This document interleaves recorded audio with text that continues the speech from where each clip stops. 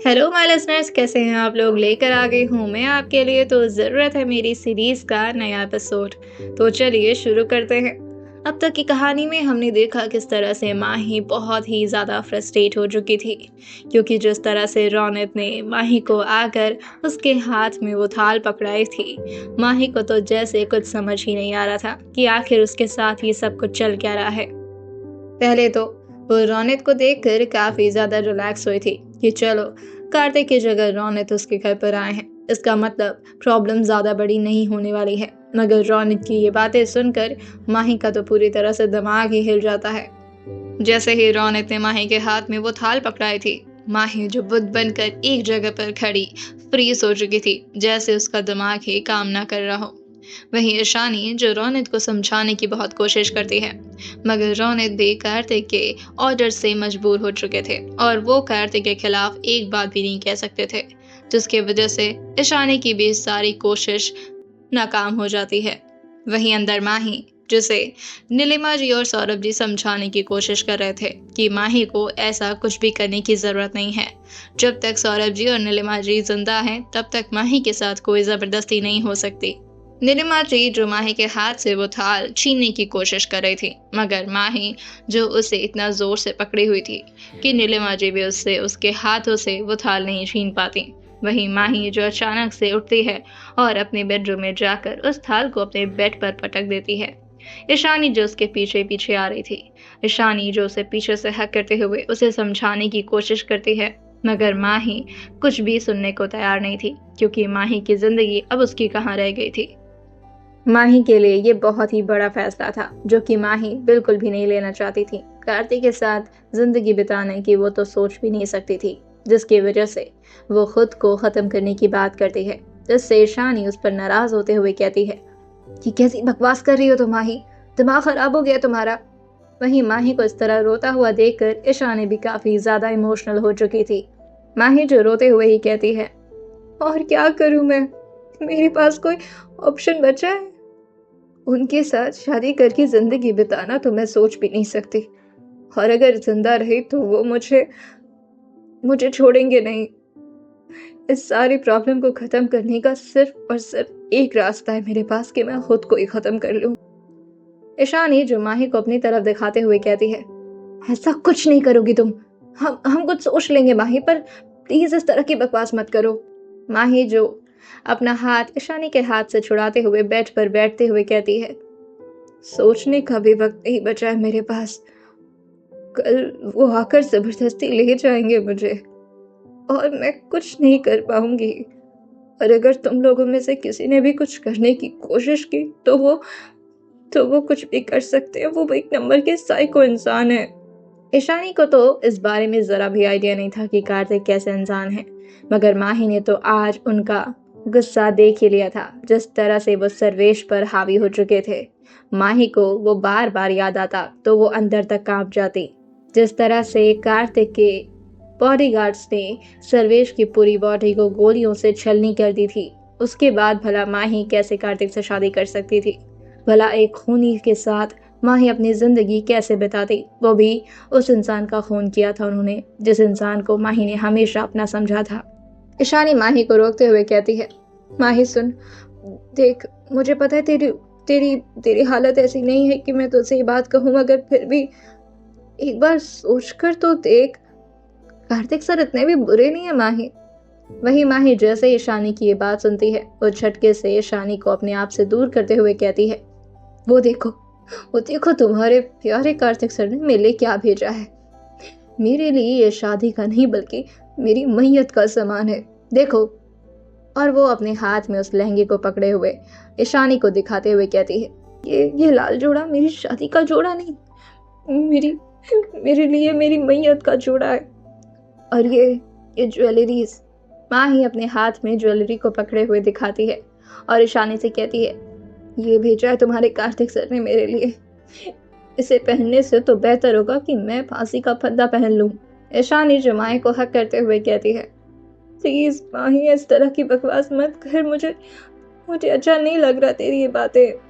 देख, अगर तू सच में कार्तिक सर से शादी नहीं करना चाहती तो हम कुछ सोच लेंगे ना। माही जो ईशानी को हक किए हुए ही कहती है, दिल तो कर रहा है कहीं भाग जाऊं, कहीं बहुत दूर चली जाऊं यहाँ से। ईशानी जो माही को कस के गले लगाए हुए ही कहती है, बस कर माही प्लीज बस कर, मैं कुछ सोचती हूँ। कि तभी ईशानी के दिमाग में कुछ आता है, जिससे वो झटके से माही को बेड पर बैठाते हुए कहती है, बैठ बैठ, मेरे दिमाग में ना कुछ कुछ आइडिया है, तू बस ध्यान से सुन, ठीक है। और वो भी माही के बगल में बैठ जाती है। माही जो उससे कहती है, कैसा आइडिया है। ईशानी उससे कहती है, तेरा दिल कर रहा है ना कि तू यहाँ से कहीं दूर भाग जाए। माही अपना सिर हाँ में हिलाते हुए कहती है, हाँ मन तो कर रहा है कहीं बहुत दूर चली जाऊं यहाँ से। वहीं ईशानी कहती है, तो ना तू चली जा, तू भाग जा यहाँ से। अगर कल कार्तिक सर तुझे पाएंगे ही नहीं तो शादी किससे करेंगे। माही जो थोड़ा कंफ्यूज होते हुए पूछती है, क्या मतलब, क्या कहना क्या चाहती है तू। ईशानी उससे कहती है, देख माही, अगर तू यहाँ से कहीं दूर भाग जाएगी तो ऑब्वियसली कल कार्तिक सर तुझे ढूंढ ही नहीं पाएंगे, और अगर तुझे ढूंढ ही नहीं पाएंगे तो शादी किससे करेंगे।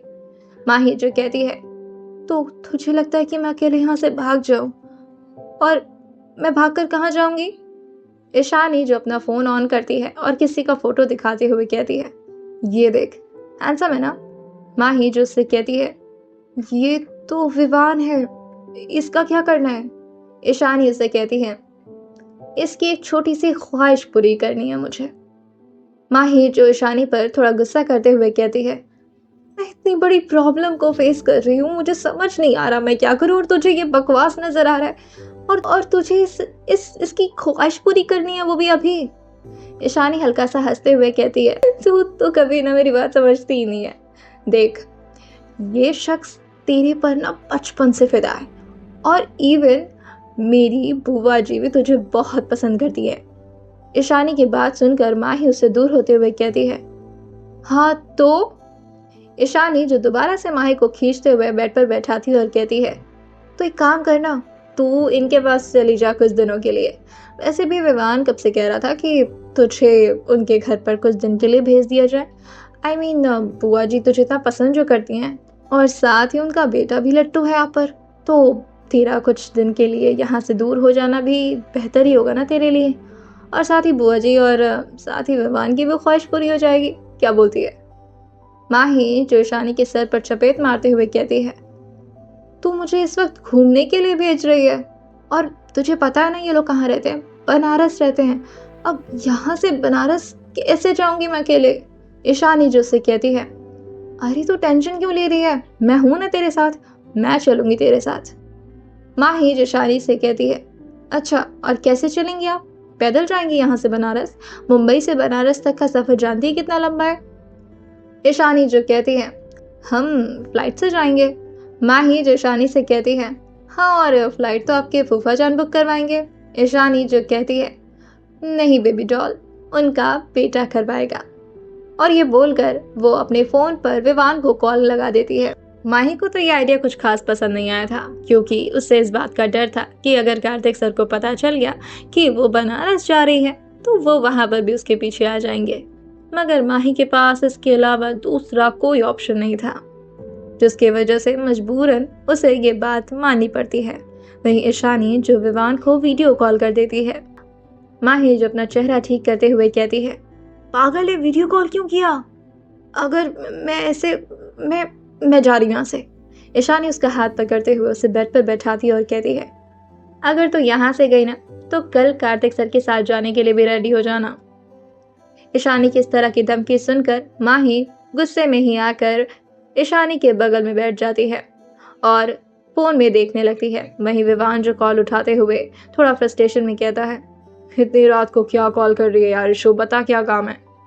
विवान जो अभी सो रहा था और उसने अपनी आंखें भी बंद की हुई थी, उसे तो इस बात की भी खबर नहीं थी कि ईशानी के साथ ही उसे माही भी वीडियो कॉल पर देख रही है। वहीं जब वो अपनी आंखें मलते हुए अपनी आंखें खोलता है तो वो माही और ईशानी दोनों को अपने सामने देखता है, जिससे वो थोड़ा चौंकते हुए कहता है, अरे तुम माही, हाय हाय।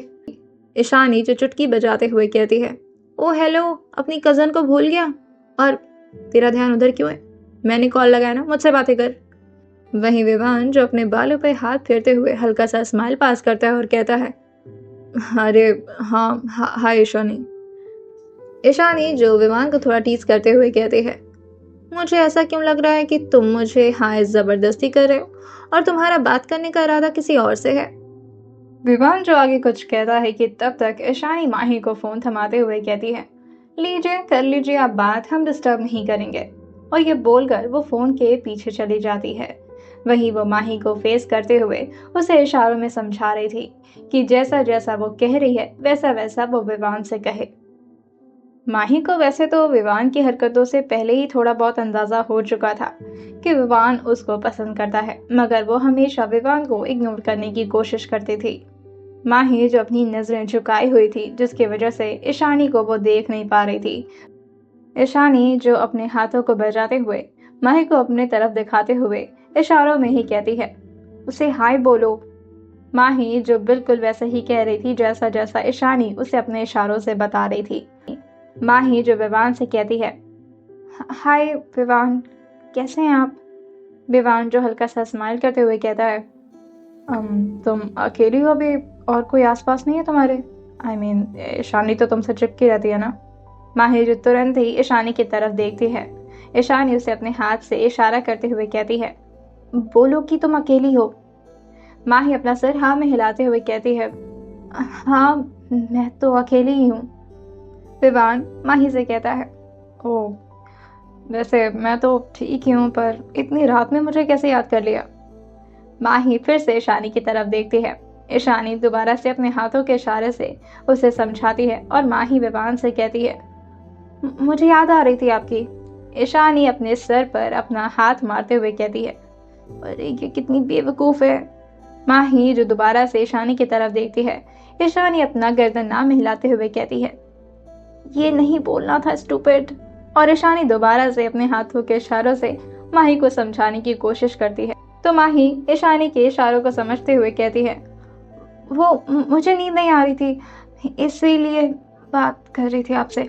अब बस ऐसे ही वो आप बताइए, आप ठीक तो है ना? मैंने डिस्टर्ब कर दिया क्या आपको? माही को आधी बात ईशानी की समझ आ रही थी और आधी बात नहीं, मगर वो क्या ही कर सकती थी। माही को जितना समझ आ रहा था वो उतना ही विवान से बोले जा रही थी। विवान जो परेशान होकर माही से पूछ ही लेता है, ये तुम बार बार कैमरे से हटकर कहीं और क्यों देखने लग रही हो? कोई है क्या उधर? माही जो अपना सर हाँ में हिलाते हुए कहती है, हाँ वो ईशानी।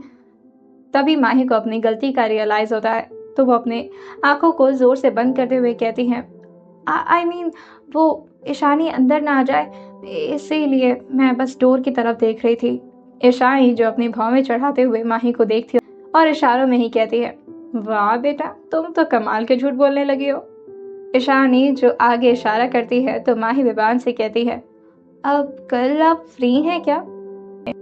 माही की बात सुनकर विवान उससे कहता है, हाँ क्यों, तुम्हें कुछ काम है मुझसे? विवान जैसे ही ये बोलता है, माही तपाक से बोलती है, हाँ मुझे काम था।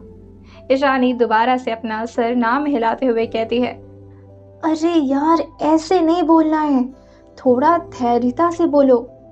ये बात वो इशारों में ही कह रही थी। वहीं माही जो अपना सर पकड़ते हुए कहती है, आई मीन हाँ थोड़ा काम था।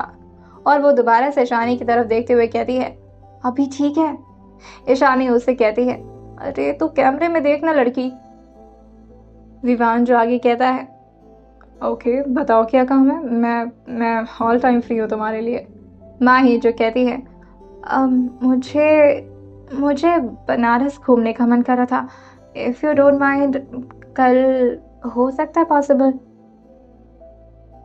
विवान थोड़ा शॉक होते हुए पूछता है, कल? आई मीन तुम्हें कल ही आना है? माही अपना सर हाँ में हिलाते हुए कहती है, हाँ मुझे कल ही आना था। वहीं वो ईशानी की तरफ देखती है। ईशानी अपनी हाथों से उससे इशारा कर रही थी, फ्लाइट से आना है, फ्लाइट से। माही उसके इशारा समझते हुए कहती है, फ्लाइट से आ जाऊंगी, आप परेशान मत होइए, आपको आने की ज़रूरत नहीं है। वही विवान कहता है, हाँ ऑब्वियसली तुम्हें फ्लाइट से ही आना पड़ेगा, वरना इतना डिस्टेंस एक दिन में तो कवर नहीं हो पाएगा। माही भी अपना सर हाँ में हिलाती है। वहीं विवान कहता है, ओके देन, मैं तुम्हारे लिए फ़्लाइट बुक करवा देता हूँ। अगर रीसेंट का कोई भी सीट फ्री होगा तो मैं तुरंत ही बुक करके तुम्हें इन्फॉर्म करता हूँ, ठीक है? माही अपना सिर हाँ में हिलाती है और फ़ोन कट करने वाली होती है कि तभी विवान कहता है, अरे तुम फ़ोन क्यों रख रही हो? माही उससे कहती है, अब मैं फ़ोन नहीं रखूँगी तो आप फ़्लाइट कैसे बुक करेंगे? विवान उससे कहता है, नहीं नहीं, तुम फ़ोन नहीं रखो, मैं दूसरे फ़ोन से कर लूँगा। वैसे तो माही को विवान से बात करने में काफ़ी ज़्यादा एम्बैरेसमेंट हो रही थी, क्योंकि हमेशा से वो विवान को इग्नोर करती थी। उसकी निगाहें हमेशा उसे बहुत ही ज़्यादा शाय फील कराती थीं और इस वक्त वो वीडियो कॉल पर विवान से इस तरह बात कर रही थी जिससे उसे काफ़ी ज़्यादा घबराहट हो रही थी। विवान जो बुकिंग करते हुए कहता है, एक बिजनेस क्लास की सीट खाली है, तुम कहो तो बुक कर दूं? ईशानी की तरफ माही देखते हुए कहती है, क्या करना है? ईशानी अपना सर हाँ में हिलाते हुए कहती है, ओके, बस तुम टाइम पूछ लो। ईशानी सब कुछ इशारे में ही कह रही थी। माही जो उसका इशारा समझते हुए विवान से पूछती है, टाइम क्या है? विवान जो कहता है, सुबह 4 बजे की। अरे शिट, ये तो 3 घंटे में ही है, तुम नहीं आ पाओगी, मैं दूसरा कोई देखता हूँ। ईशानी झटके से अपना सिर जल्दी जल्दी हाँ में हिलाने लगती है तो माही भी कह देती है, ओके डन, कोई प्रॉब्लम नहीं है, मैं आ जाऊंगी। विवान जो उससे कहता है, अरे पागल हो गई तुम, 3 घंटे में कैसे आ पाओगी? वहीं माही जो कहती है, मैं आ जाऊंगी, मुझे कोई प्रॉब्लम नहीं है। और फिर से माही के दिमाग में कार्तिक की कही बातें याद आने लगती हैं। कार्तिक से बचने के लिए अगर उसे 3 घंटे में अपनी फ्लाइट पकड़नी पड़े तो ये उसके लिए कोई खास मुश्किल टास्क नहीं था, जिसके वजह से वो अपना सर हाँ में हिलाते हुए विवान को इंसिस्ट करते हुए कहती है, आप बुक कर दीजिए, मैं आ जाऊंगी। विवान माही को इतना डेस्परेट देखता है तो हल्का सा स्माइल करते हुए कहता है, क्या बात है, तुम्हें मिलने की इतनी बेसब्री हो रही है? वहीं माही जो अपना सिर ना में हिलाने वाली होती है कि तब तक ईशानी उससे कहती है, हाँ बोलो हाँ। ईशानी इस बार इशारा करना भूल गई थी और उसकी आवाज़ हल्का सा विवान की तरफ भी आ जाती है। विवान जो पूछता है, तुम्हारे साथ ईशानी भी है क्या? वहीं माही जो अपना सिर हाँ में हिलाने वाली होती है कि तब तक ईशानी जो कि फ़ोन पकड़ते हुए कहती है, नहीं, मैं अभी अभी आई हूँ और कब से तुम लोग की बातें चल रही हैं? फ़ोन नहीं रखना है क्या? मैं तुम्हें इसे फ़ोन देकर क्या गई? तुम तो बातें करने लगी। इतना टाइम हमारे लिए तो नहीं होता तुम्हारे पास। विवान जो अपने बालों में हाथ फेरते हुए स्माइल करते हुए कहता है, तुम में वो बात नहीं है, ओके? और वैसे भी बहनों से कौन इतना बात करता है? विवान आगे कहता है, अच्छा माही को फ़ोन दो, मैंने उसके लिए फ़्लाइट बुक कर दी है, उसे टिकट मैं व्हाट्सएप पर सेंड कर दूंगा, ठीक है? ईशानी उससे कहती है, मेरे लिए भी बुक करना है सीट। विवान उससे पूछता है, व्हाट, तुम भी आ रही हो? ईशानी जो विवान का रिप्लाई करते हुए कहती है, जी हुजूर, हम भी आ रहे हैं। आपको क्या लगता है अपनी प्यारी सी दोस्त को मैं अकेले आपके शहर में छोड़ दूंगी, वो भी आप जैसे निकम्मे इंसान के भरोसे? ना ना ना, बिल्कुल नहीं। विवान जो उससे गुस्सा करते हुए कहता है, अरे यार, तुम तो सारा मजा किरकिरा कर देती हो। वहीं ईशानी उससे कहती है, कौन से मजे लेने वाले थे आप? विवान कुछ आगे कहता है कि तब तक ईशानी कैमरा माही की तरफ घुमा देती है। विवान बोलते बोलते रुक जाता है और माही को देखकर एक डिसेंट स्माइल पास करते हुए कहता है, ईशानी से कह देना उसके लिए भी सीट बुक कर दी है, मगर उसके लिए इकॉनमी क्लास है, तुम्हारे लिए बिजनेस क्लास। ईशानी जैसे ये बात सुनती है वो अपनी तरफ कैमरा घुमाते हुए कहती है, ये तो चीटिंग है ना भाई, उसके लिए बिजनेस क्लास, मेरे लिए इकॉनमी क्लास क्यों? विवान जो हंसते हुए कहता है, टिकट सेंड कर दिया, खुद देख लो, और अब पकाओ नहीं, फोन रखो, मुझे नींद आ रही है। क्या इस आइडिया से बच पाएगी माही कार्तिक से, या फिर कार्तिक उसकी सारी हरकतों पर अपनी नजर गड़ाए रखे हैं? आइए जानते हैं इस आने वाले एपिसोड में और सुनते रहिए तो जरूरत है मेरी, सिर्फ और सिर्फ स्टोरी विद सौम्या के साथ।